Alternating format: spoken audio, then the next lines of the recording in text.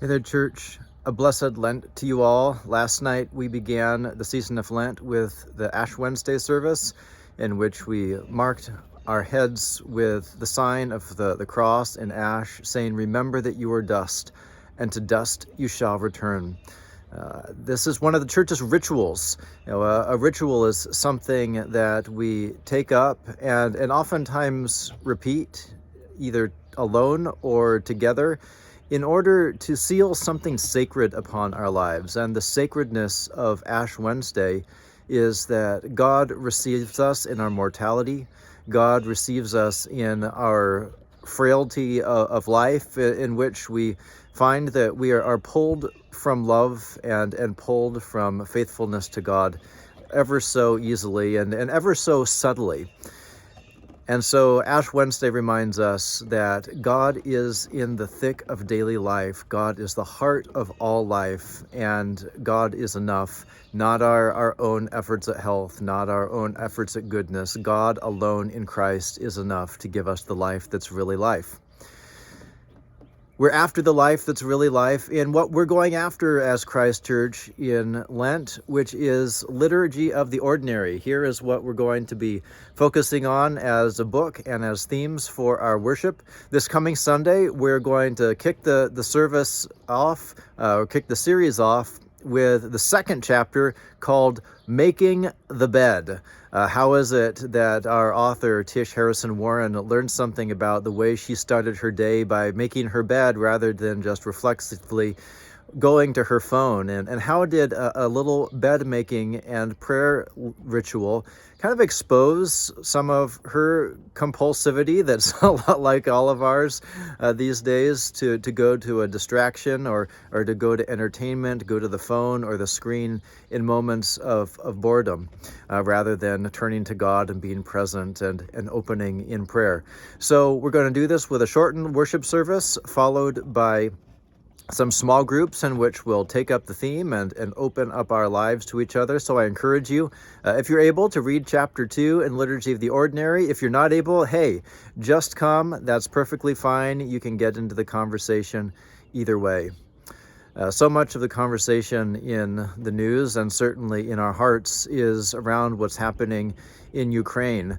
And I've been thinking about the refugees who have been fleeing, people in the cities whose lives have been upended, and how their ordinary has become so different. The liturgy of their day has changed so much.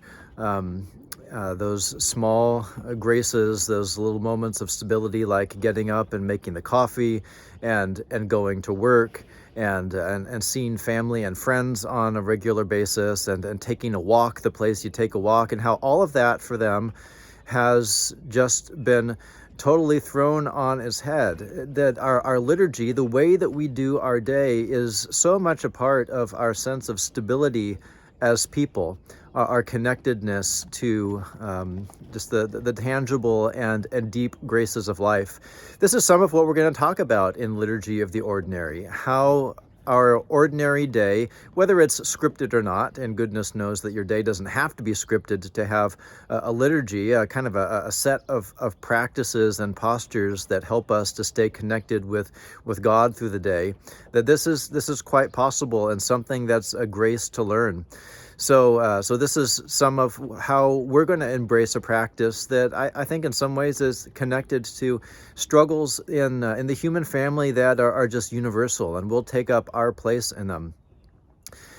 In this e-update and also with the bulletin, you'll find some information on how Presbyterian Disaster Assistance is part of a worldwide network of churches and humanitarian organizations that kind of team up together when there is a massive crisis like what's going on in Ukraine.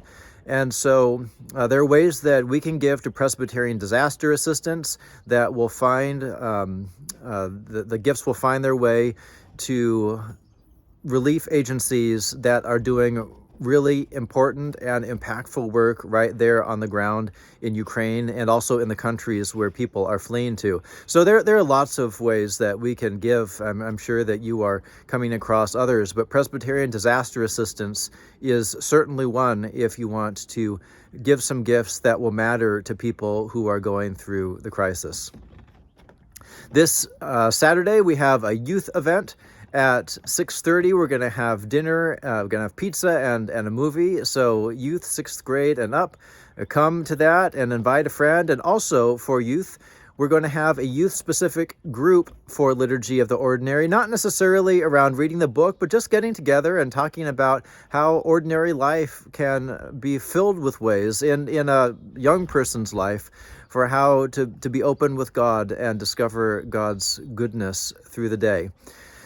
During the group time, we're going to have our Sunday school. So no Sunday school during the worship service, but after worship, as we go into groups, kids will go into their Sunday school classes that will have a Lenten theme, and that will free parents to be able to attend the Liturgy of the Ordinary groups. At all times, Christ Church is after a vision. Loving God, sharing relationships, serving others from the heart of Christ, and we just receive the days as they are and ask how Jesus is calling us to live into this vision, open to his heart in the heart of this world. So let's keep on living as the church, going after Christ and this vision. Peace to you, church.